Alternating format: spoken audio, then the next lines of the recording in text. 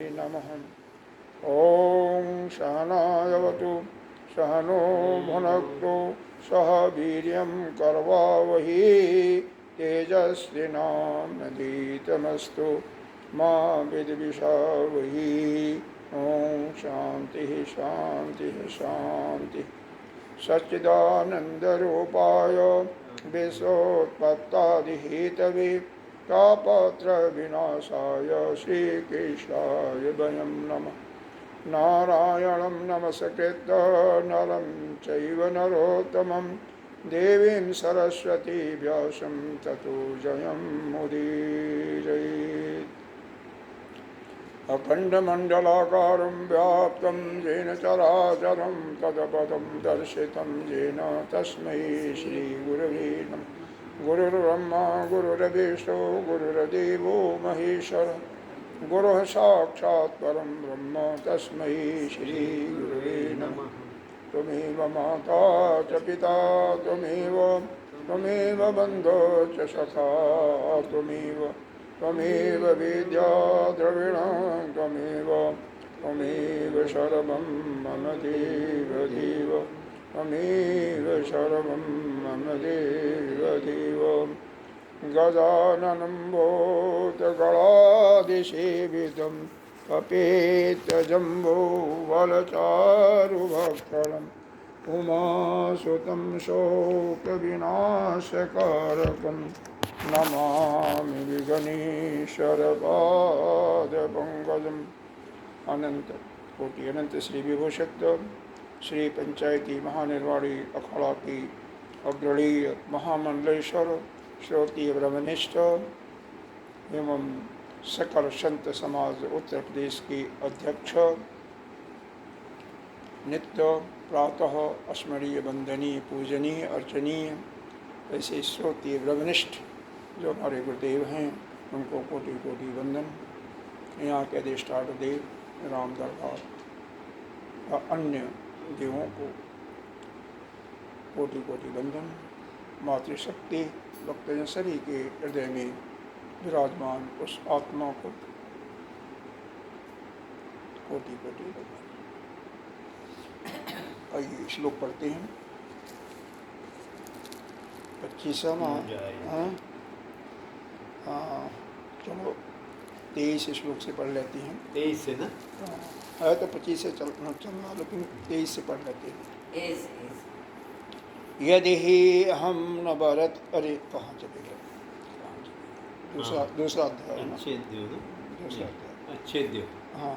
नैनं छेदन्ति शस्त्राणि नैनं दहति पावकः न चैनं क्लेदयन्ति आपो न शोषयति मारुतः।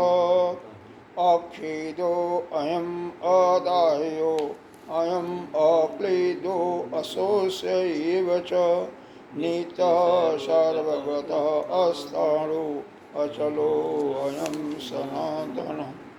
अव्यक्तो अयम् अचिन्तयो अयम् अविकार्यो अयम् उच्यते तस्मात् एवं विदितैनं न शोचितुम् अर्हसि। अत च एनं नित्यजातं नित्यं वा मन्यसे मृतं तथापि त्वं महाबाहो नैवं शोचितुम् अर्हसि।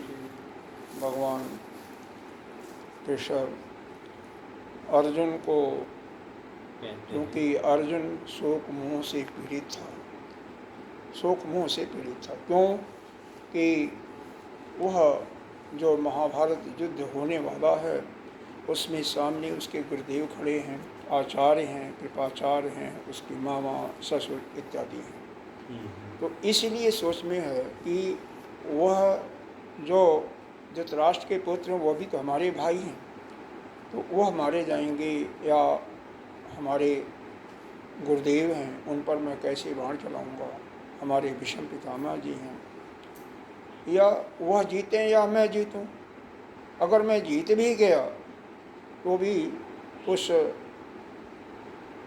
भोग को मैं कैसे प्राप्त करूंगा, क्योंकि वह तो उन्हीं के रक्त से संचित होगा।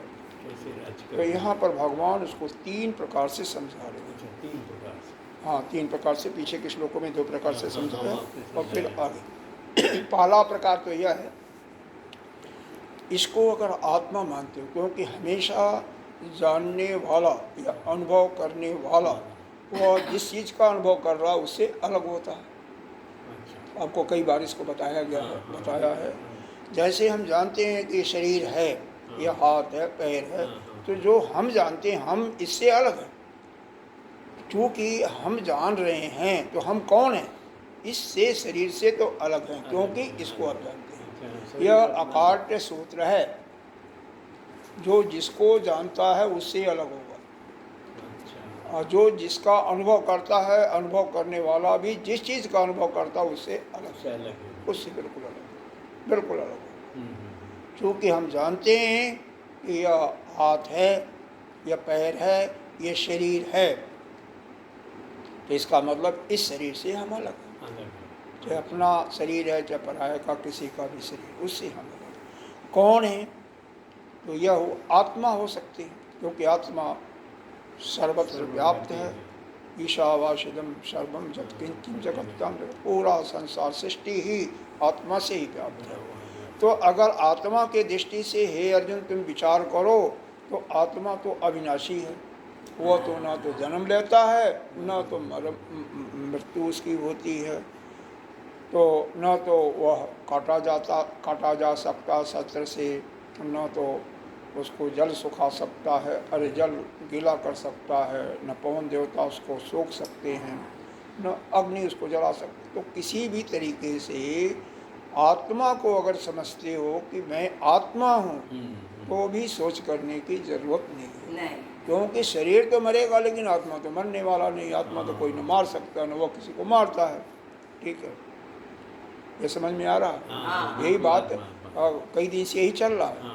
तो यहाँ पर समराइज भगवान कर रहे हैं, हम नहीं करें, बल्कि भगवान ने किया।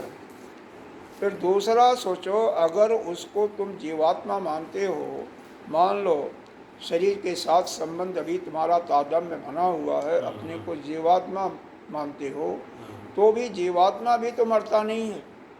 वह भी तो वासांश जीर्णानि यथा विहाय नमानि गहणाति नरो पराणि तथा शरणानि विहाय जीर्णा नान्यानि संजाति निबंधि। शरीर में उसकी शक्ति खत्म हो गई है, चल सकता नहीं, न भोजन पच सकता है, न सुन सकता है, न देख सकता है। तो वह सोचता है कि अभी शरीर से छोड़ दूं, इस शरीर को छोड़ करके दूसरा शरीर में चला जाऊं। जीव सोचता है, जीव ही सोचता है, जीव ही सोचेगा ना, क्योंकि उसको तो भोग करना, उसके अंदर कामना है, वासना तो उसके अंदर है ना, उसको तो इच्छा है बढ़िया बढ़िया चीज़ खाऊं, बढ़िया बढ़िया चीज़ भोगूं। हाँ, इसके अंदर तो कामना बनी हुई है ना। तो कामना जैसा उसका कर्म होता है और जो इच्छा होती है, कामना होती है, उसके अनुसार फिर दूसरा शरीर उसको मिलता है। अब वह दूसरे शरीर में जा करके तो फिर नया ताज़ा महसूस करेगा, सारे अंग उसके हृष्ट होंगे, वह शरीर बदलता रहेगा। देही क्या है, कौमार अवस्था आया, जवान अवस्था आया, बुढ़ापा आया, लेकिन वह तो ऐसे ही रहता, उसमें कोई परिवर्तन नहीं होता, उसमें कोई जीवात्मा में कोई परिवर्तन नहीं हो रहा है। वह सब कुछ जान रहा है कि शरीर में, शरीर जुआ हो गया, शरीर वृद्ध हो गया, शरीर में रोग लग गया, सब कुछ जान रहा है, लेकिन वह जो है जीव, वह तो मरता नहीं, उसको कोई मार भी नहीं सकता। तो जब जीव के तरीके से सोचो, तो वह जीव, चूँकि यह शरीर में जो घटनाएं हो रही हैं उसको वह अनुभव कर रहा है, जो भी परिवर्तन हो रहा है उसको अनुभव कर रहा है। तो भी आप शरीर से अलग हुए, जीव कोई बात नहीं, जीवात्मा हो गए। जीवात्मा अपने को मान रहे हो, आत्मा नहीं मारे, तो भी जीवात्मा भी तो अविनाशी है, उसको भी तो कोई नहीं मार सकता है? उसका भी जन्म नहीं है, मरण है। कोई ऐसा समय नहीं था, न भूतता भविता वा न भूय, कोई ऐसा समय नहीं था कि यह शरीर नहीं था, और न कभी ऐसा समय आएगा नहीं होगा, और अभी है। तो जितने भी यह सारी सेनाएं दिखाई दे रही हैं, सभी तो पहले भी थे, ठीक है, अभी भी हैं, बाद में रहेंगे। अव्यक्त रूप में था, यही था कि वह पहले अव्यक्त रूप में थे, अब व्यक्त परिणत हो गए। अच्छा। आप भी किसी समय थे, हो सकता है अव्यक्त रूप में दिखाई नहीं दे रहे थे। हो सकता है आप स्वर्गलोक में रहे हो, देवलोक में रहे हो सकता है आप नरक लोक में रहे हो सकता है आप गंधर्व लोक में रहे हो, किसी न किसी जगह तो थे। लेकिन जैसे ही यहाँ पर व्यक्त हुए, जैसे घर में खुशियाँ मनाई जाती हैं, हाँ, लड्डू इत्यादि बांटे जाते हैं, तो व्यक्त होते ही ये सब सारी खुशियाँ हुई। लेकिन जब वही शरीर छोड़ करके वही जीवात्मा अपने घर को जाता है, उसी पूर्ण अव्यक्त में जाता है, तो फिर क्यों सोच करते? वह मरता तो नहीं है ना, शरीर को केवल छोड़ता है ना, छोड़ करके जहाँ से आया वहीं जा रहा, अपने मूल स्थान में जा रहा है। अब मान लो आप सत्संग सुनने आए हो, सत्संग समाप्त हो गया तो उसके बाद कहाँ जाते हो? जहाँ से आए थे वहाँ जाते हो। तो उसमें अगर जो यह जो सत्संग करने वाला है सोचता, अगर यह सोच करके दुखी हो कि वो चले गए हमारे सारे सत्संग, तो ये तो मूर्खता है ना, मूर्खता है ना।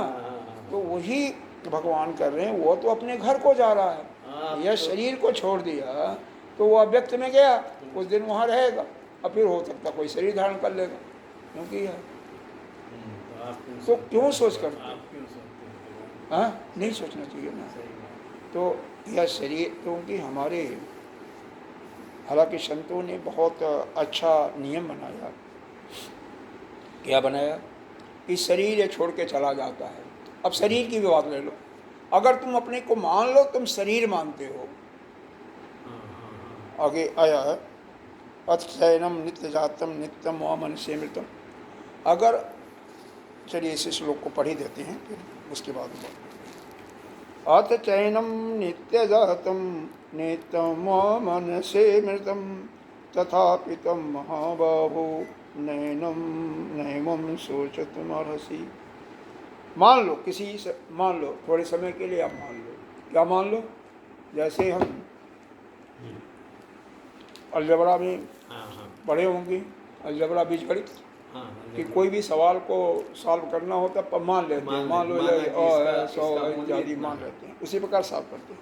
तो यहाँ पर भगवान कह रहे हैं मान लो, अथ चैनम नित्य जातम, च एनम माने यह, क्या ये प्रसंग बदल रहा था ना, अथ च एनम नित्य जातम, यह हमेशा रहने वाला है, सदा जन्मने, नित्य जातम नित्य पैदा होता है, जातम का मतलब जन्मने वाला, नित्यम व मन से मृतम, और नित्य ही मरने वाला है।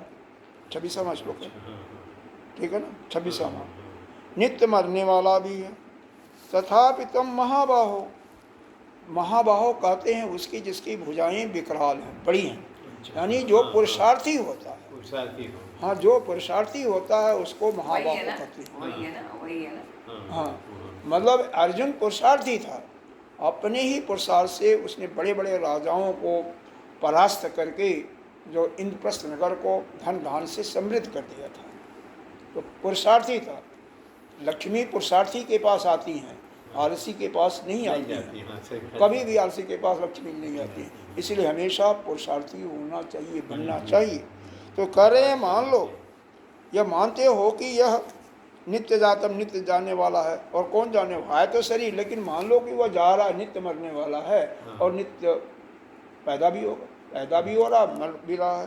तथापि जब फिर भी हे महाबाहो, हे अर्जुन, हे विशाल भुजाओं वाले, हे राजाओं को परास्त करने वाले, तपाने वाले, तुम सोच क्यों कर रहे हो? क्यों तुम सोचते महाराज?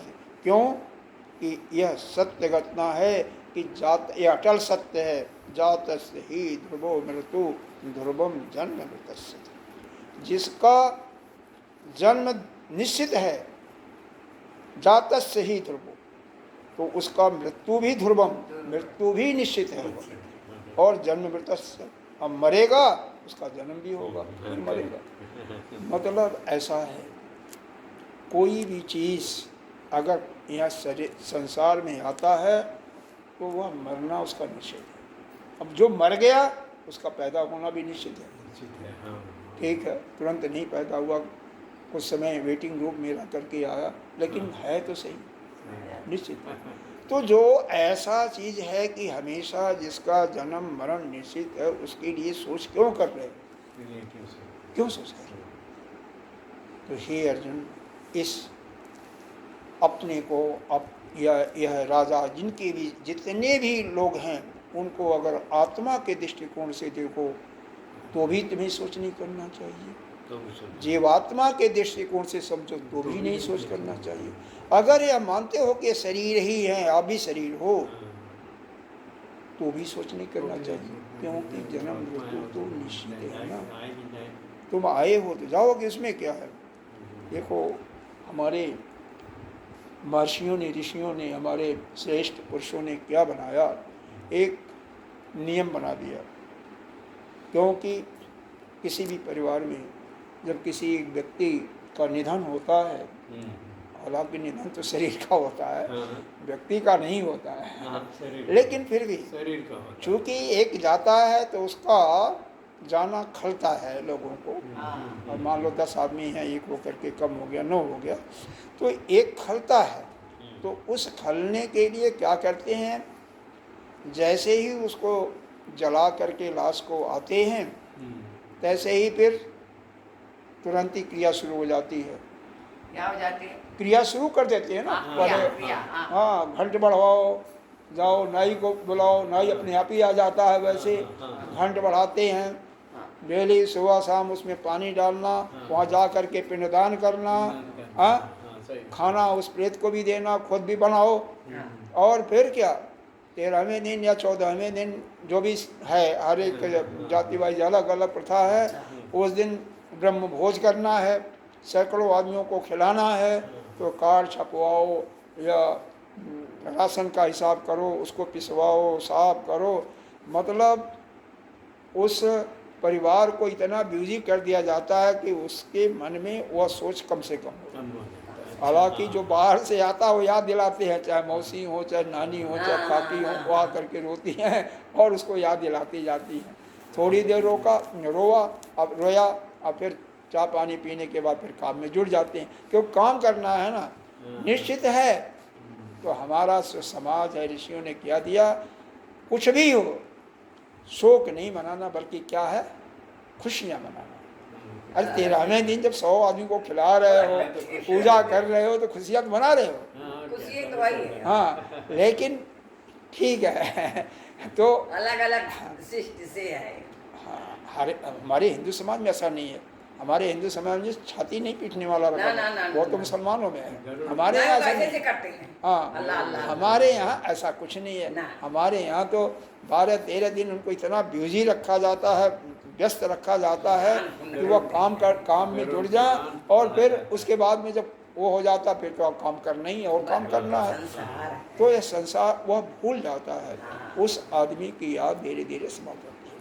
आप देखो 1-2 साल के बाद उसकी याद आती ही नहीं, कितना प्रिय हो कोई, कितना भी प्रिय हो, कितना भी प्रिय हो, उसकी याद भी नहीं आती है। देखो हमारे 4 भाई गए, लेकिन वो अक्कर हमारे पहले चले गए थे, आए और गए थे। पिताजी गए, माँ गई, पत्नी भी गई, लेकिन अब हमें तो किसी का याद नहीं आता, किसी को नहीं आता। आपका भी देखेंगे कुछ दिन आएगा, फिर उसके बाद देर खत्म हो जाता है, सब खत्म ही हो जाता है, एक दिन कम हो जाता। कैसे, यह स्वाभाविक प्रक्रिया है, क्योंकि आप अपने मन को, अपने शरीर, मन को ही बिजी रखते हो, इतना बिजी कर देते हो, व्यस्त कर देते हो, उसको सोचने का समय नहीं मिलता। इसीलिए कहते हैं खाली मन शैतान का घर होता है। इस मन को खाली मत रखा करो, खाली तो वही सोचने के बाद आप दिन भर का दिया जा कि चलो एक कमरे में आप अकेले रहो, आपको भोजन भी मिल जाएगा, भोजन की थाली आ जाएगा, कुछ नहीं करना है। लेकिन आपके पास मोबाइल भी न दिया जा, गुरुदेव हमेशा करते हैं मोबाइल नहीं दिया जाएगा। कोई बात कैसे करें, मोबाइल नहीं रहेगा, बात नहीं कर सकते, टीवी भी नहीं रहेगा, खाना मिल जाएगा और बाकी तो सुविधा सब ही है, पानी है ही है, सब कुछ सोचना ही सोचेंगे फिर कोई। अब जो कुछ करो उसमें तो आप बैठ करके कितनी देर ध्यान करोगे भगवान का, कितनी देर स्वाध्याय करो, कुछ नहीं, बेकार में आप पजल हो जाओ। धीरे धीरे भूल जाते हैं। बिल्कुल। समय- इस समय लेकिन सब ठीक आपको है। दे दिया जाए यह काम करके आओ। ऑफिस में जानती हो क्या होता है, सुबह सुबह जो बॉस होता है ना 10 काम दे देगा एक एक आदमी को बुला करके, या जो इंचार्ज होगा एक सेक्शन का 10 काम दे देगा। ऐसा दे देगा कि उस दिन सबसे पूरा ना हो, कितना भी मेहनत करें, हाँ, दिन भर बिजी रहेंगे। दिन भर बिजी रहे। शाम को पूछेगा कितना काम हुआ, तो कुछ तो होगा ही, कुछ तो कुछ होगा। रह गया क्यों नहीं हुआ। तो मतलब ऐसा बिजी रखता है लोगों को कि बस होश नहीं आती है। लड़के से पूछ लो, सही हाँ बात है, ये तो सही खत्म, बात उधर से निकल गए। हम लोग निकल गए। लड़के से पूछो कितना बिजी होता है। हाँ, बिल्कुल ठीक है। सही सुबह बात सुबह है। क्या काम करना है, यह काम यह काम यह काम। बहुत मैंने busy होता देखा है। एक सज्जन स्वामी जी। थे ऐसे, जैन थे, लिख करके एक लिस्ट बना कर आते थे, यह काम पहले प्रियाटी यह करना वो करना। शाम को जाते थे लिस्ट बना के तो रखते। लिस्ट ही रह जाती थी। कभी कभी एक दो काम होता था घर का, सब वैसे वैसे ही रह जाता था। क्यों? टाइम नहीं मिलता था। बस यह काम तो नहीं हुआ, करना यह क्या हुआ, करना पड़ता। तीसरे का क्या हुआ, चौथे का क्या हुआ। हाँ, बस यह इस बात यह है कि जब इसको मन को, शरीर के साथ मन को जब हम व्यस्त रखते हैं तो किसी भी चीज़ की याद नहीं आती। नहीं यार, जब इसको हम खाली खुला छोड़ देते हैं तभी याद आता है। तभी याद आती है। बिल्कुल सही। हाँ, अब इसका भाष्य पढ़ करके आगे, तो यहाँ पर अर्जुन को बताने का तात्पर्य भगवान का ही है। हे अर्जुन, चाहे अपने को आत्मा मानो, चाहे जीवात्मा मानो, और चाहे शरीर मानो, किसी भी लहजे से, किसी भी इन प्रकार कुछ भी मानो, लेकिन आपको सोच करने का कोई उद्देश्य नहीं गुंजाइश बनता। नहीं। तुम्हें सोच किसी भी प्रकार से नहीं नहीं करना, करना चाहिए। क्योंकि जो सत्य है सत्य है, जन्म मृत्यु सत्य है। शरीर मानोगे जाना है। और आत्मा जीवात्मा मानोगे तो उसका नाश होना ही नहीं है। तो फिर क्यों, फिर आएंगे क्यों तो सोच, जाएंगे, फिर अभी जाएंगे, फिर आएंगे, क्या फिर करना? सोच नहीं करना, तो मोह नहीं करना। के मन से वो निकाल रहे हैं कि माया मोह छोड़ो। अब देखो 26वें श्लोक का भाष्य देखो। अथ च एति अभ्यो उपगमार्थ, उपगमार्थ कहते हैं मान लो, मान लिया। अथ च इति, अथ च ये दोनों अव्यय सुकृति के बोधक है, मान लिया कि यह मान लिया, क्या मान लिया, एनम च, अथ च एनम है। एनम का मतलब प्रकृतम आत्मा, ये जो प्रकृति में प्रकृति है उसको करें। नित्य जातम, नित्य जातम मतलब लोक प्रसिद्ध प्रत्येक प्रति अनेक शरीरोत्पत्ति जातो जात इति मनसी, यह जो जीव है किसी न किसी शरीर में जाकर के प्रकट होता है। यह मान लो कि यह किसी न किसी शरीर से यह प्रकट होता है। तथा प्रति तत् विनाशम नित्यम व मन से मृतम, और फिर विनाश को प्राप्त होता है, मृत्यु मर जाता है। तो यानी नित्य प्राप्त, मरता भी और पैदा भी होता है, नित्य मर जाता है। तथापि का अर्थ किया तथा भावान, ऐसा होने पर भी अपि आत्मनि, अपने ही आत्मा, क्या तम महाभाव एवं न सुस्तुमरस का मतलब जन्मतो नाशो नश्वतो जन्मो च इति एतो अवश्यम भाविनो अस्ति, क्योंकि जन्म वाले का मरण और मरने वाले का जन्म निश्चित है। इसलिए हे अर्जुन तुम्हें सोच नहीं करना चाहिए। वो पहले आपने बता दिया, जिससे यह है कि आपको अच्छी तरह समझ जाए। और यहाँ पर जब एक एक शब्दों का अर्थ समझते हैं भाष्य में, तो भी वही चीज़ लिखा हुआ है, वही चीज़। बिल्कुल सही। हाँ, कि कोई भी चीज़ अगर ऐसा भी समझो, ऐसा भी मान लो कि यह जो तुम हो, यानी यह जो जीव है वह हमेशा मरने वाला है, शरीर ही है, और नित्य पैदा होने वाला है, हमेशा पैदा होता है और हमेशा नाश को भी प्राप्त होता है। तो भी चूँकि जन्म जिसका है उसका मृत्यु निश्चित है, जिसका मृत्यु है जन्म निश्चित है, इसलिए तुम्हें सोच नहीं करना चाहिए। ये कृष्ण भगवान अर्जुन और फिर इसके लिए यह सूत्र दिया, यह जातः से ध्रुव मृत्यु, एक सूत्र है, एक सिद्धांत है पक्का अटल। जैसे विज्ञान में भी सूत्र होता है, जैसे न्यूटन्स लॉ ऑफ मोशन होता है, तीन नीचे आ हाँ जाती है। पृथ्वी का ग्रेविटेशनल फोर्स है, जो भी वस्तु ऊपर से गिरेगी नीचे ही नीचे आएगी, आएगी। वो सब काट सकते ही है। पेड़ ऊपर से वृक्ष का फल गिरेगा नीचे ही आएगा, ऊपर नहीं जा सकता है। नीचे जाएगा। अच्छा, इसी प्रकार से कोई चीज़ फेंको ऊपर, तो भी एक नीचे आएगी। आपके शक्ति के कारण ऊपर जाएगा, फिर नीचे ही नीचे ही गिरेगा, आएगा। वो अकाट सत्य है, अकाट सत्य है। उसी प्रकार से यह अकाट सत्य है, जिसका जन्म निश्चित है, ध्रुव है, अटल है, उसका मृत्यु भी अटल है, और मृत्यु जिसका हुआ उसका जन्म भी अटल है, मृत्यु भी है। इसीलिए उसके परिहार्थम, मतलब उसके निमित्त तुझे सोच नहीं करना चाहिए। देखो सिद्धांत यह है ना, किसी भी का सिद्धांत है, अब विज्ञान का इसीलिए है ना, साइंस का सिद्धांत सब पक्का है, अटल है।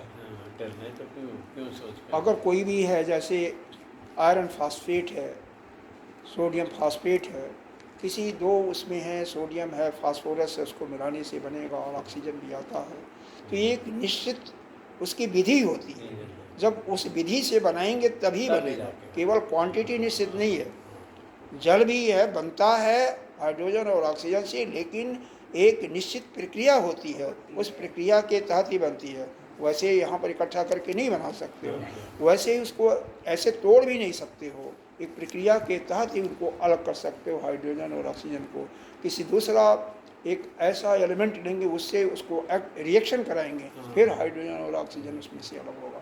आसानी से ये अलग होने वाला नहीं है। सीधे कहना कि यह वस्तु, यह पदार्थ जो है, यह तत्व है, इस पदार्थ है, इसमें अमुक अमुक तत्व हैं, तो उनको न आप अलग कर सकते हो सीधे, न उनको अलग लेकर के मिला सकते हो। जब पूरी प्रक्रिया का फॉलो करोगे, जो विधि है, मेथड है पूरा, तभी वह कर सकते हैं।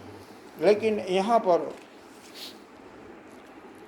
आप कह सकते हैं कि अपने अध्यात्म जगत में कोई प्रक्रिया नहीं है। यहाँ पर जो है बिल्कुल अटल ही सब, अटल है। यहाँ पर कोई प्रक्रिया नहीं फॉलो हो रही है, दोनों बस सेम चल रही है। कि वहाँ पर जब तक उस प्रक्रिया का फॉलो न करो तब तक वह नहीं होगा। जैसे आकाश में पानी है हाँ, और बादल है, बादल के अंदर पानी है, हाँ, लेकिन जब तक बिजली नहीं चमकती तब तक पानी नहीं नहीं गिरता। गिरता। हाँ, क्योंकि वहाँ पर गैसेस हैं, हाइड्रोजन भी, ऑक्सीजन है, पानी तभी बनेगा जबकि बिजली का रिएक्शन होगा, तो वो रिएक्शन के फलस्वरूप होता है। तो लेकिन यहाँ पर अध्यात्म जगत में तो कोई बिना प्रक्रिया के वह सत्य है, डर सत्य है। साइंस में क्या है, एक पर्टिकुलर प्रक्रिया के अनुसार वह सत्य है, बिना प्रक्रिया के फॉलो नहीं करेगा तो वह सत्य नहीं घटना होगी, अटलता नहीं होगी, कुछ को छोड़ करके। और यहाँ पर एक्सेप्शन तो हर जगह है ना, लेकिन यहाँ पर तो कोई प्रक्रिया नहीं फॉलो करनी है, जिसका जन्म हुआ उसका मृत्यु निश्चित है। हाँ, एक आध एक्सेप्शन होगा, जिसका शरीर का तो फिर भी मृत्यु उसका भी होगा, केवल मरने के बाद उसका जन्म नहीं होगा, किसका, जो ज्ञानी होगा, एक्सेप्शन होगा। वही बोलने वाला। हाँ, जो ज्ञानी हो गया, जिसके अंदर ज्ञान आ गया, मरने के बाद उसका जन्म नहीं होगा, तो एक्सेप्शन तो हर जगह होता है, मुक्त हो जाता है। तस्मात् परिहार्थम न तुम सोचम, इसलिए उसके निमित्त, उसके परिहार विषय के लिए तुम्हें सोच नहीं करना चाहिए। इसका भाष्य भी, हाँ भाष्य भी बस ऐसे ही बता दिया, कुछ नहीं है। जाता से लब्ध जन्मनो ध्रुवो अभिचारी मृत्यु मरणम ध्रुवम जन्मृत तस्मात् अपरिहार्य, मतलब जो बताया गया वही भाष्य भी लिखा हुआ, इसलिए भाष्य इसका कुछ समझ नहीं आ रहा, कार कारण संघातात्मकानि अभिभूतानि उद्देश्य शोको न युक्त कर्तु यथ। कार कारण संघात, कार कहते हैं शरीर को, संघात कहते हैं, करण कहते हैं इंद्रिय को, पूरा मिलाकर के कार कारण संघात कहते हैं। यह सब कार कारण संघात मतलब शरीर और इंद्रियों से युक्त इस सत्ता को जीवों को मानो तो भी उनके उस उद्देश्य से शोक नहीं करना चाहिए। मतलब इंद्रियां हैं, 10 हमारी इंद्रियां हैं, 4 अंतःकरण हैं, उसको भी मान लो वो करण हो गए, शरीर ये आपका कार्य हो गया। तो इन सबको मिल, हाँ क्षेत्र के यहाँ पर बात अलग है, क्षेत्र तो परमात्मा है जो इसको जानता है, आत्मा है, और क्षेत्र जो है ये सब जगह। हाँ, तो उसकी बात छोड़ो, यहाँ पर वो बात नहीं है। वहाँ पर व्यक्तिगत बात आ रही हाँ, है। वो अच्छा, नहीं, वो नहीं। व्यक्तिगत बात आ रही है कि ये जो मर रहा है, प्राणी मर रहा है, तो उसका क्या होगा, सही बात है, अच्छी बात उसका मृत्यु जन्म की बात है। फिर अब दूसरा कारण भी देते हैं, इस कारण से तुम्हें सोच नहीं करना चाहिए। क्या कहते हैं, अव्यक्त आदिनी भूतानि व्यक्तमध्यानि भारत अव्यक्त निधनान्येव तत्र का परिदेवना। वहाँ क्या परिवेश? परिदेवना का मतलब विलाप करना होता है, शोक। रोना शोक करना होता है। कह रहे हैं अव्यक्तादि, देखो सभी चीज़ शुरू में अव्यक्त में ही होती है। हम आप सभी अव्यक्त यानी हिरण्यगर्भ में कहिए या प्रकृति में अव्यक्त थे। एक पीपल का बीज ले लीजिए, पीपल का बीज ले लीजिए या पाकड़ का ले लीजिए, कितना छोटा सा बीज होता है। गूलर का ले लीजिए, हाँ, छोटा सा बीज होता है, इतना बड़ा कितना बड़ा। और उस बीज में कितना छिपा हुआ है, बहुत बड़ा। बड़ा कितना फल देने लगता है। हाँ, और आप भी उसी प्रकार से जब अव्यक्त में जाते हो ना, तो दिखाई नहीं देती, बस छोटी सी और फिर कितने बड़े हो जाते हो, हाँ। कितनी शक्ति आ जाती है, कितने काम ध्यान करते हो हैं। जाना, हाँ, सही बात। तो यह कह रहे हैं सभी सभी प्राणी जितने भी जीव हैं, कहाँ से, अस्थावर से लेकर के जंगम तक, ब्रह्मा से हाँ, लेकर के अस्थावर, चींटी जंगम, बराबर। चींटी पर्यंत वृक्ष इत्यादि जितने भी जीव हैं, जितने जब ये दिखाई दे रहे हैं ना, बगीचा हाँ, दिखाई दे हाँ, रहा सभी। सभी। अब उसको काटने के लिए किसी पेड़ को चले जाओ तो वो भी रोता है। अब जैसे ही वहाँ से जरा सा मारोगे तो उसे रोने का मतलब वहाँ पर एक निकलता है, रस निकलता है, हाँ, वो रुदन का। दुख होता है उसको हाँ, भी, उसको मतलब। दुख होता है, बिल्कुल।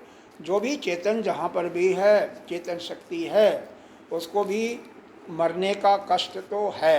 है। अभिनिवेश इसको कहते हैं। कोई देखो, ये बहुत आश्चर्य की बात है, सब हम जानते हैं, हम भी जानते हैं, और आप भी अगर नहीं जानते रहेगो तो अब तो जान ही गए कि मृत्यु और जन्म निश्चित है। निश्चित।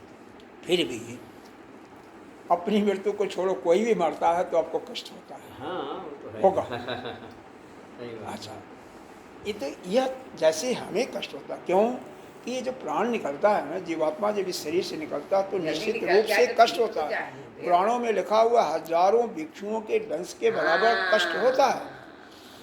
पैदा होता है तो सैकड़ों भिक्षुओं का डंक लगता है, उतना कष्ट होता है। मरते समय भी होता हाँ, है। तो मरते समय भी कष्ट हजारों का 10 गुना उसका कष्ट होता है। तो जब एक चेतन जिसमें एक वृक्ष में है, एक शाखा तोड़ रहे हो, उसकी टहनी तोड़ रहे टहनी हो, तोड़ पूरा रहे हो, जड़ से काट नहीं रहे काट रहे हो। हो, तब भी उसको कष्ट हो रहा है। कष्ट हो रहा है। हाँ, दर्द हो रहा है। तो आपके शरीर अब यहाँ पर रक्त काट दो तो दर्द नहीं होगा क्या? नहीं। कहीं जरा सा ठेस लग जाती है तो भी कष्ट होता तो कष्ट होता है कि नहीं होता? सब चैतन्य है बाप। अरे ब्रश करते हो, जरा सा तेजी से लग जाए तो आपका दर्द करेगा, टीसेगा। पूरे शरीर में फैला हुआ भगवान का चेतन है। फिर क्या है? फिर तो यह क्या बात, धूप बहुत ज़्यादा हो गई इधर। नीचे दे गुरु देखा गुरु देख नीचे। नहीं नहीं, कोई बात नहीं। नहीं, पर्दा थोड़ा अरे अभी बस पर्दा लगा दो। ना, कोई बात नहीं। और उधर हाँ, कोई बात नहीं, इसको और कर लेंगे, कल से उधर कर लेंगे। थोड़ा सा ऐसा खींच दो, हाँ थोड़ा सा हाँ हाँ, ये तो हो गया थोड़ा सा। थोड़ा सा और करो। हाँ, ठीक ठीक।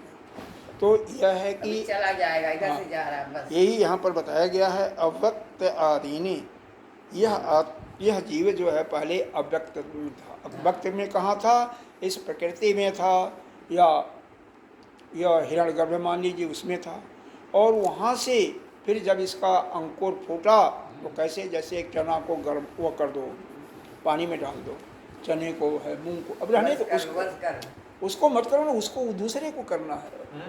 अरे नहीं, उसको अब रहने बस दो बाबा, ऐसा उसको भी नहीं, करोगे अब तब बस ढकेगा। अभी इतना ही रहने दीजिए। हाँ हाँ, अब इतना रहने दो, रहने दो इतना ही। रहने दो, रहने दो, रहने दो, हो बस गया, तो हो अंधेरा गया, हो जाएगा। रहने दो, बस हो नहीं, गया। वो दिखता है। हाँ, दिख रहा, दिखना का तो लाइट भी है, ठीक है, रहने दो, बस हो गया, आ जाओ, बैठ जाओ, आ जाओ, बैठ जाओ, बढ़िया। तो यह अव्यक्त से एक समय में अव्यक्त में थे, कहीं भी मान लो, जैसे ही एक चना को बीज या मूंग की ले लो, गेहूं की ले लो, अंकुर फूट जाता है। अंकुर फूट जाएगा, दूसरे तीसरे दिन फूट जाएगा। और जब अंकुर फूट जाएगा तो उसको प्रकाश भी मिलेगा और कुछ शक्ति भी मिलेगी, खाद इत्यादि, तो वही बड़ा पौधा हो बन जाएगा थोड़े दिन में। ऑक्सीजन बोलते हैं हाँ, वही। बन जाएगा। अरे यहाँ तो नहीं, लेकिन हमने कहाँ देखा था, दिल्ली में देखा था, गेहूं के जवा इतने इतने बड़े माल में बेचते हैं। हाँ, जिनको रोग होता है ना, हाँ, तो उसका रस निकाल करके वह पीते हैं। जौ का। नहीं, गेहूं का ही। अच्छा की बहुत शक्ति होती है। हाँ, गेहूं का। हाँ, गेहूं में शक्ति होती है, जौ में शक्ति होती है। हाँ, शक्ति होती है। लेकिन अब देखो, वही अगर आप घर पे भी करके वही कर सकते हो, लेकिन नहीं करते हो, किस लिए? आलस के कारण। आलस। आज घर में वो सब कर सकते हैं, हाँ, लेकिन आलस पैसा करना। ज़्यादा है तो पैसा ला करके वहाँ पर खर्चे हैं। तो यहाँ पर अभिप्राय कहने का यह है कि जैसे बीज अंकुरित हुआ, बीज में अंकुरित हुआ, वैसे वो प्रकट हो गया आता है। हाँ, हाँ। पहले अव्यक्त में था, अब व्यक्त होगा, दिखाई देने लगा। दिखाई देने वैसे ही यह जीव अव्यक्त में है, और जैसे किसी के गर्भ में आया, किसी भी जीव के, चाहे प्राणी के, चाहे अरे मनुष्य में, अरे हाँ, या कुत्ता बिल्ली मेढक जहाँ आया। में, कुत्ता में, बिल्ली में, किसी में आया, जब तो पैदा हो प्रकट गया हो जाता तो है। व्यक्त हो गया, हाँ, दिखाने लगता है। प्रकट होगा, दिखाई देने लगा। नहीं तो फिर नहीं दिखाई देता। तो वही दिखाई देने लगा, वही व्यक्त कर रही है, आपको दिखाई देने लगा। तो हे भारत, अब भारत शब्द का भी अर्थ बहुत थोड़ा सा गंभीर है। भा माने प्रकाश, भा माने प्रकाश होता है। अच्छा, रत माने उसमें प्रकाश में लीन, रत लीन हुआ, हाँ, बिल्कुल डूबा हुआ। तो जो ज्ञान में, प्रकाश का मतलब ज्ञान में जो डूबा हुआ है, उसकी बात हो रही है।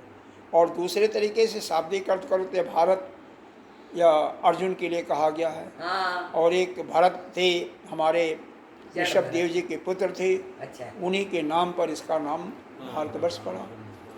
भारत इस देश का भी नाम है, लेकिन वास्तव में भारत हर एक का नाम, अब जैसे आपका नाम है, क्या है? संतोष। संतोषम परमम सुखम। किसी भी चीज़ की इच्छा नहीं, जो कुछ मिल गया उसी में संतोष। ऐसे ही हर एक का नाम का कुछ न कुछ, कईयों का नाम ऐसा होता है उसे भगवान के नाम का होता है। सवाना विद्या है। हाँ विद्या। हाँ, तो नाम होता है, तो कुछ अर्थ होता है। उसी प्रकार से यहाँ पर भारत शब्द का बहुत ही गूढ़ अर्थ है, जो ज्ञान में ही डूबा हुआ है, जो उसी प्रकाश में ही डूबा हुआ है, उसी में लीन हो गया है। तो हे अर्जुन, यह जो जीव है एक समय तो अव्यक्त में रहता है, यानी प्रकृति में या हिरण्यगर्भ में रहता है, और वहाँ से जैसे ही उसमें बीज अंकुरित हुआ या उसका प्रारब्ध जगा, उसके जो कर्म हैं और वह कुछ भोगने की इच्छा हुई, तो वहाँ से आकर के व्यक्त हो गया किसी भी जोनी में, और वह व्यक्त हो गया, दिखाई देने लगा। अव्यक्त निधना नेव, और फिर जब उसका निधन हो जाता है उस शरीर का, तो फिर पुनः उसी अव्यक्त में चला जाता है, आवागमन लगा हुआ है। तत्र का परिदेवना, इसलिए वह जहाँ से आया था, जब वहीं में जा रहा है, तो परिदेवना क्यों विलाप कर रहे, क्यों सोच रहे, का परिवेदना क्यों, का परिवेदना, क्यों चिंता कर रहे? मोह। अरे मोह किस चीज का? ज्यादा। अरे आपको तो खुशी होनी चाहिए, क्यों? महात्माओं का होता है तो खुशियाँ मनाई जाती हैं, या बड़े जो बुजुर्ग होते हैं खुशियाँ मनाई जाती हैं, बूढ़े जाते हैं, बाजे गाजे के साथ जाते हैं। हाँ, क्यों खुशियाँ मनाई जाती हैं? कि उन्होंने अपना जो कुछ करना था उन्होंने बहुत अच्छी तरह से कर लिया, और अब जा रहे हैं तो उनके लिए विदाई भी खुशी खुशी हो रही है। लेकिन अर्जुन सोच में था, और अर्जुन ही नहीं, हम सब शोक करते हैं, इसलिए हम सबको समझाने के लिए यह भगवान बारंबार एक ही चीज़ को कई तरीक़ों से कह करके समझाने की कोशिश कर रहे हैं। हे अर्जुन, जो जहाँ से था उसी अपने मूल निवास में जा रहा है, तो फिर क्यों विलाप कर रहे? ये जितने भी राजा हैं, अगर इनको मानते हो कि ये शरीर ही है, वही हैं, तो भी मरने के बाद जहाँ से वो आए थे वहीं तो जाएंगे, तो क्यों सोच कर रहे हैं? तुम्हारा वो अपने घर को जा रहे हैं तो तुम्हें तो खुशियाँ ही मनानी चाहिए ना, इसलिए सोच कर नहीं करना चाहिए। आइए बात देखते हैं, समझ में आ रहा ना? हाँ, नहीं, जहाँ से आ रहा है अव्यक्तान का मतलब दे दिया, अव्यक्तम जो अव्यक्त है, अव्यक्त का मतलब अदर्शनम जो दिखाई भी दे नहीं दे रहा है, और अश्रवण और जो हम कानों से सुन भी नहीं सकते, जो हम न कानों से सुन सकते जिसको, न हम आँखों से देख सकते हैं आदि, ये ऐसी उपलब्धि जिसकी होती है। जेशाम भूतानाम ऐसे जो जीव हैं, गोत्र मित्र आदि कार्य कारण संघात्मकानाम तानि अव्यक्त, ऐसे कार्यकरण के संघात पुत्र मूत्र मित्र आदि समस्त जो प्राणी जो अव्यक्त में हैं, अर्थात जन्म से पहले वह सब अव्यक्त में थे, जितने भी हाँ यही बोलते थे। हाँ। जन्म से पहले सभी अव्यक्त में अव्यक्त होते हैं, थे। कार्यकरण संघात के साथ सभी अव्यक्त में ही होते हैं। उत्पन्नानि और जब उत्पन्न होती हैं, चप्राग पहले जब उत्पन्न होते हैं फिर मरण को भी प्राप्त होती हैं, लेकिन बीच का एक समय होता है जबकि वह दिखाई देती हैं व्यक्ति को। अच्छा, हाँ। अरे देखो, मान लो 70 साल के पहले 72 साल के पहले आप अव्यक्त में थी, कोई नहीं जानता था आपको यहाँ का, ना। उसके बाद आप प्रकट हो गई तो सब लोग दिखाई दे रहे हैं, अब दिखाई दे जानने रहे हैं। लगी। कुछ साल के बाद फिर आप अव्यक्त में चले जाओगे, हर एक प्राणी चला जाएगा अव्यक्त में, चाहे मैं हूँ आप हो कोई भी। तो एक बार उसी जगह अपने जगह से आए, कुछ समय के लिए यहाँ पर दिखाई दिए और फिर चले गए, तो फिर क्यों दुखी का क्या बात है। अब मान लो ड्यूटी कोई जाता है, कोई भी है, आपका बेटा ही है, किसी का, सभी के बेटा बेटियाँ होती हैं, जाते हैं, ड्यूटी गए, सुबह 10 बजे पहुँचे तो घर से अव्यक्त हो गए, ऑफिस में 6 बजे तक रहे, 7 बजे तक रहे, तो घर में अव्यक्त रहे और वहाँ पर व्यक्त हैं, और फिर वहाँ से आ गए तो वहाँ पर अव्यक्त हो गए, घर में व्यक्त हो गए। जहाँ माहौल जैसा वहाँ बन जाता। हाँ, मरने का ही नहीं, मरने में तो होते ही अव्यक्त से व्यक्त। और वैसे भी अब मान लो 4 दिन के लिए बच्चे पूना चले गए, तो आपके लिए तो अव्यक्त हो गए, प्रकट हो गए। हाँ, वहाँ पर दूसरे जगह, यहाँ पर तो नहीं है। नहीं। 4 दिन के बाद आ जाएंगे फिर व्यक्त हो जाएंगे। अव्यक्त व्यक्त का मतलब है। बिल्कुल सही। सही उदाहरण है। बिल्कुल सही, हाँ। बिल्कुल सही। अब प्रकट और प्रकट। हाँ, हाँ। तो जो कि मतलब दिखाई देते हैं, जिनके बारे में सुनते हैं, बस वही प्रकट हो गया, और वो यही नहीं समझे अव्यक्त, थे स्वामी जी हम। जिनके बारे में सुना नहीं था वो अव्यक्त है, हाँ, जो नहीं, यही नहीं समझ और जब रहे दर्शन थे हो गया तो प्रकट हो गए। कि जो प्रकट सब पहले प्रकट थे, अब प्रकट है, यही समझ में हमको नहीं आता। अब तो आ गया, हाँ, नहीं आया। नहीं आया। निधनम मरणम जेशाम तानि, और जब जिनका निधन हो गया या मरण हो गया तो पुनः उसी अव्यक्त में चले फिर जाए। चले जाएंगे। ऊर्ध्वम अपि अव्यक्तानाम, अप्रायः के मरने के बाद सभी लोग अदृश्य हो जाते हैं, हाँ।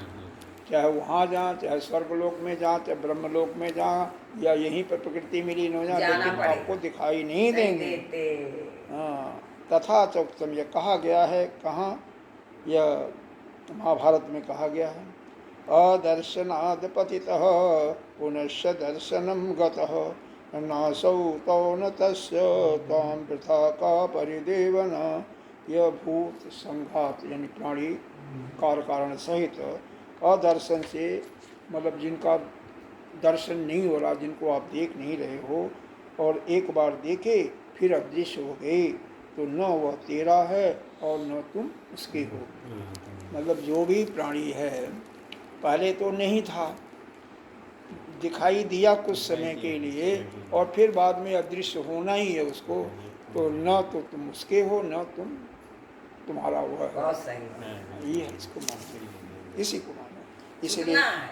इसलिए शोक, इसलिए व्यर्थ शोक किस लिए कर रहे हैं, शोक नहीं करना चाहिए। तत्र का परिदेव, इसलिए विलाप कर रहे हैं। को आप लाप अदृष्ट दिष्ट प्रणष्ट भ्रांति भूतेश भूतेश, रोना पीटना, यह भ्रांति क्यों करते हैं। दुर्विज्ञ, यह विज्ञान बहुत ही कठिन है। अयम प्रकृति आत्मा, हम क्या हैं, प्रकृति सिर्फ आत्मा ही है। किम ताम एव एकम उपालभे साधारणे भ्रांति निमित्ति, सर्वसाधारण को भ्रांति करा देने वाला विषय में केवल तुझे ही क्या उलाहना में दूं। यह माया है भगवान की, यह आत्मा दुर्विज्ञेय कैसे है तो उसके विषय में बताते हैं। आसानी से उस आत्मा को समझ नहीं सकते, अब उसको बताते हैं कैसे। यह कठोपनिषद का एक मंत्र है, उसको समझें। आश्चर्यवत पश्यति कश्चित् हीनम् आश्चर्य व आश्चर्य वदति तथैव चान्यः आश्चर्यवचेन मन्नः शृणोति सत्तापीनं वेद न चैव कश्चित्। कहते हैं बहुत बड़े आश्चर्य की बात है। पश्यति, कोई जब आत्मा को देखता है, अपने अनुभव करता है, मान लो आप ध्यान में जा रहे हो, नित्य प्रति ध्यान कर रहे हो, और उस आत्मा का ध्यान करते करते एक समय आया कि आप आत्मा का अनुभव हो गया, तो कितने खुशी से आप उछल पड़ते हो। आपने आत्मा को देखा, कितने बड़े आश्चर्य की बात है कि आश्चर्यवत पश्यत कश्चित्, कोई देखता है, अनुभव करता, सभी नहीं करते, कोई उसको हंसने देखता लगते हैं, वो जो ऐसा को मतलब उमंग होता है, हाँ। कोई को ध्यान में अरे करते हैं। इसी में तैत्तिरीय उपनिषद में आया है ना, हाँ। जब गुरु ने शिष्य को कहा कि चलो तुम आत्मा का अनुभव करो, एक प्रक्रिया बताया, इस हाँ। प्रक्रिया के तहत तुम कार्य करो, अरे क्या बोलता है, ध्यान करो और तुम्हें आत्मा का अनुभव। जैसे उस शिष्य को आत्मा का अनुभव झलक दिखाई दिया, तैसे वो गीत गाने लगता है। हाँ। अरे मतलब राग जिसकी होती है। राग। हाँ, कितना आश्चर्य की बात है। एक कौन सा जेम्स वाट था, कौन सा वैज्ञानिक था, बैठा हुआ था, भोजन बन रहा था, चावल दाल कुछ बन रहा था। अब जैसे ही भाप के ऊपर बटलुई का जो ढक्कन था वो ऊपर उठा, उसी समय उसने गीत गाना शुरू कर दिया। क्यों? उसको यह विदित हो गया, जानकारी हो गई, यह जो भाप की शक्ति है, इसको हम ले करके इस भाप की शक्ति का भाप बना करके हम इंजन को भी चला सकते हैं। जेम्स वाट ने इंजन का आविष्कार किया था। उसमें शक्ति है ना, भाप में एक बड़ी शक्ति है। अब जानते हो, जल को ही ले करके बिजली हम बनाते हैं, और बिजली से पहाड़ों में तो उसी से पर चक्कियाँ, आटा पीसने वाली चक्कियाँ भी चलाई जाती हैं। कुछ नहीं करते हैं, जहाँ पर सोता गिरता है, पानी गिर रहा है, तेजी के साथ वहीं पर चक्के लगा देते हैं और अपना वो तार ले करके घर में अपना काम कर लेते हैं। सब लाइट वगैरह तो होती है, छोटा मोटा काम भी हो जाता है। तो आश्चर्यवत पश्यति कश्चित्, कोई उस आत्मा का तो अनुभव करके अपना उल्लास से हर्षित हो जाता है। और आश्चर्यम वदति तथैव च, और कोई अन्य आश्चर्य की बात है कि वह उस आत्मा के विषय में बताता भी है। जैसे मान लो इस उपनिषद में सुबह हम आत्मा के विषय में ही चलते हैं, तो आश्चर्य की बात है, कोई बिरला ही उस आत्मा के विषय में बताता है, उसका ज्ञान कराता है। कितनी आश्चर्य की बात है। आश्चर्यवत अन्य मन्य श्रोति, और आश्चर्य की बात है कि कोई उसको सुन करके अपने कानों से समझ जाता है, उसका अनुभव कर लेता है। कोई भी आत्मा के विषय में बता रहा है, मान लो गुरु हैं, गुरुदेव हैं, तो गुरुदेव जो शिक्षा दे रहे हैं धारण करने लिए, तो सभी उस शिक्षा को धारण नहीं कर पाते। कोई उसमें से जितने मान लो 50 लोग हैं, 100 लोग हैं, तो सभी सुनते भी नहीं। क्यों? मन अगर कान के साथ नहीं रहेगा तो नहीं सुन पाएंगे पूरा अच्छी तरह समझ में। तो कोई तो उसको सुन करके समझ जाता है, कोई उसका अनुभव भी कर लेता है, और वह कहने वाले भी कोई बिरले ही होते हैं, सभी नहीं उस आत्मा का वर्णन कर सकते हैं। सुत्ता और सुत्ता अप्येनम वेद न कैव कश्चित्, कई ऐसे भी होते हैं उसको सुन करके समझते भी नहीं, सुन भी नहीं पाते। एक ही क्लास में विद्यार्थी ले लीजिए, 50 विद्यार्थी हैं, कोई लड़का तो बहुत फास्ट मतलब फर्स्ट क्लास पास होता है, जो टीचर बताते हैं उसको तुरंत ही थोड़े समय के बाद उसको बता भी देता, दूसरे दिन पूछते तुरंत जैसे बताया था टीचर ने वैसे बता देता। किसी को कुछ भी नहीं आता, हाँ, उसी क्लास में उसकी आवाज़ ही नहीं निकलती। हाँ, उसी और किसी को ऐसा भी होता है कि उसने सुना तो सही, समझ लिया, लेकिन आधा बताया, आधा आधा भूल समझ गया। नहीं आया। ऐसे ही यहाँ पर आत्मा के विषय में कोई ऐसा होता है जो आत्मा के विषय का, आत्मा का वर्णन करता है, आत्मा के विषय में ज्ञान देता है, और उसको कोई अच्छी तरह से सुन करके समझ लेता है। कितनी आश्चर्य की बात है। और कोई बिरला ही उसको अपने अंदर अनुभव कर लेता है। लेकिन यह आश्चर्य की बात है, कोई कुछ भी नहीं समझता, सुनता ही नहीं। कितनी आश्चर्य की बात है। तो इस आत्मा का ज्ञान सभी नहीं इसका ये देख लेते हैं। यही शब्द है ना, ये हाँ, जो आप पढ़ा रहे हैं, यही मेन सुनना चाहिए। हमें आश्चर्यवद आश्चर्य, आश्चर्यवद का मतलब आश्चर्यम आश्चर्य की अदृष्टम बात है, पूर्वम ये अदृष्टम। आत्मा को जान लेते हाँ, हैं। कि आश्चर्यवत का मतलब क्या, आश्चर्य की बात है, अदृष्ट जिसको पहले हमने देखा नहीं। देखो आश्चर्य कब होता है, जिसको, जिस चीज़ को न पहले देखा था और न पहले सुना था, उसके विषय में जब आप देखते हो, अनुभव करते हो, तो आश्चर्य होता है।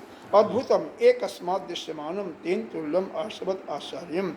पहले जो देखा नहीं गया है, जैसे ही दिखाई देता है, अनुभव होता है, उसका क्या है, वो आश्चर्य की बात होती है।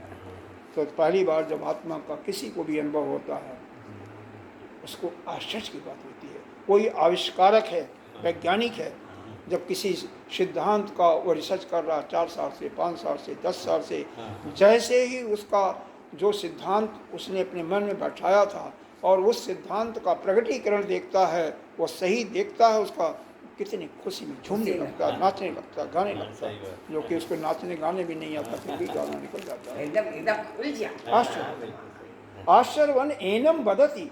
आश्चर्य की बात है, कोई उसके विषय में वर्णन करता है। तथा एव च अन्नः आसर्वच्च एनम मन शोरति। आश्चर्य की बात है, कोई जो वर्णन कर रहे हैं, गुरुदेव हैं, आचार्य हैं, उसको अच्छी तरह ध्यानपूर्वक सुनता है। श्रुत्वा दृष्ट्वा उक्त्वा, सुनता ही नहीं है बल्कि देखता भी है, और उसको अपि एनम वेद न चैनम, सुनता भी है, देखता भी, लेकिन उसको भी जो है कुछ भी नहीं समझ में आता। वो भी बड़ी आश्चर्य की बात है। एनम वेदन, उसको जान ही नहीं पाता, जान ही नहीं पाते, पढ़ लेते, जान नहीं पाते। तो इस संसार में कई प्रकार के लोग हैं। एक ही गुरु के पढ़ाए हुए, एक ही गुरु के शिष्य, एक ही समय में सबको गुरु सबको बराबर की शिक्षा देता है, एक ही जैसे सबको बताता है। लेकिन कोई तो उसको उस ज्ञान को अनुभव ही कर लेता है, कोई समझ तो लेता, सुन करके समझ लेता, लेकिन अनुभव नहीं कर पाता, और कोई उसको कुछ भी नहीं पढ़ लेता। अथवा यह अयम आत्मानम पश्यत्, अथवा जो इस आत्मा को देखता है, वह आश्चर्य की बात है। कितनी आश्चर्य की बात है। जो बोलता है, जो बोलता है वह भी आश्चर्य की बात है, जो आत्मा के विषय का ज्ञान बताता है। यह चश्रो, जो सुनता है, वह भी अनेक शास्त्रेषु कश्चिदेव भवति, वह भी शास्त्रों में से कोई एक का है। ततो दुर्बोध, और जो दुर्बुद्धि वाला है आत्मा, उसके लिए बहुत मुश्किल। जिसकी बुद्धि प्रखर नहीं, उसके लिए बहुत बुद्धि है। पद इदानीम पत्रात उपसंहृत। अब इसके बाद चलो एक छोटा सा और कर लेते हैं, 5 मिनट लगेगा। इसका यह प्रकरण यहीं पर समाप्त हो जाएगा। यह ज्ञान का प्रकरण 11 से 30 श्लोक में बहुत ज्ञान मिला ना, तब तो आगे समझ में अब इसके बाद आएगा। कर्म का 31 से कर्म का ज्ञान शुरू होगा। हाँ। देही नित्यम, उपसंहार है। देही नित्यम अबद्धोयम, यह देही, इस शरीर में जो रहने वाला जो देही है, शरीरी है, नित्य है, अबद्ध है, इसको मारा नहीं जा सकता।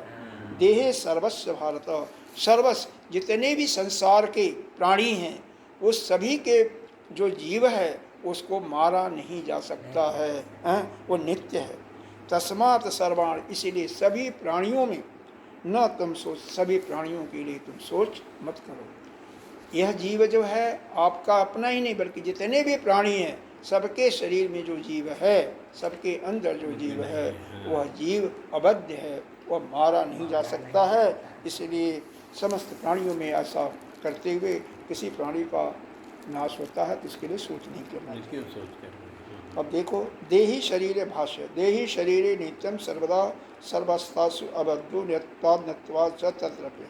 यह जीवात्मा जो है सर्वव्यापी है, सर्वत्र व्याप्त है।